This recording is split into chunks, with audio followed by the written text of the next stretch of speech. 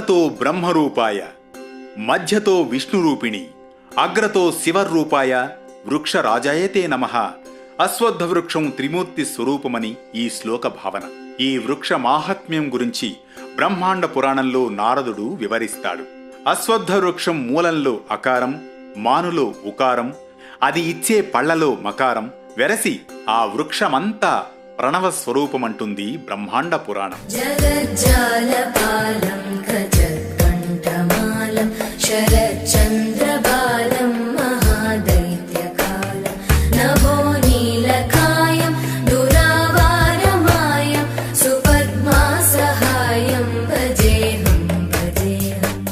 సంతానం కలగాలన్న సంకల్పంతో ప్రదక్షిణలు చేస్తే తప్పక సంతానం కలుగుతుందని, శనివారం నాడు అశ్వత్థ వృక్షాన్ని చేతితో తాకి మహామృత్యుంజయ మంత్రాన్ని జపిస్తే మృత్యు భయం పోతుందని, అలాగే శనివారం నాడు అశ్వత్థ వృక్షాన్ని చేతితో తాకి శనీశ్వర స్తోత్రాన్ని పఠిస్తే శనిదోషం తొలగిపోతుందని పురాణాలు చెబుతున్నాయి. అంతేకాదు, అశ్వత్థ వృక్షం కింద చదివిన గాయత్రి మంత్ర జపం 4 వేదాలు చదివిన ఫలితాన్ని ఇస్తే, అశ్వత్థ వృక్షాన్ని స్థాపిస్తే అంటే రావి మొక్కను నాటితే 42 తరాల వారికి స్వర్గం లభిస్తుందని పురాణాలు తెలియజేస్తున్నాయి.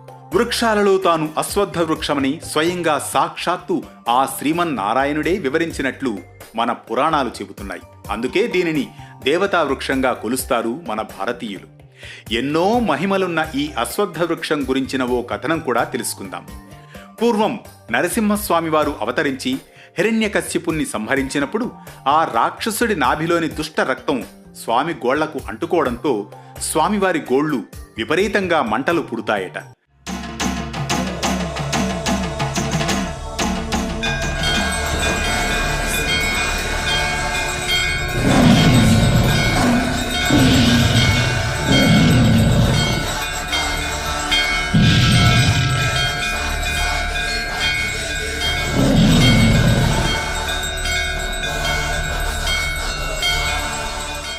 అప్పుడు లక్ష్మీదేవి రావి చెట్టు పండ్లతోనూ ఆకులతోనూ ఆ బాధ నివారింపజేసిందట.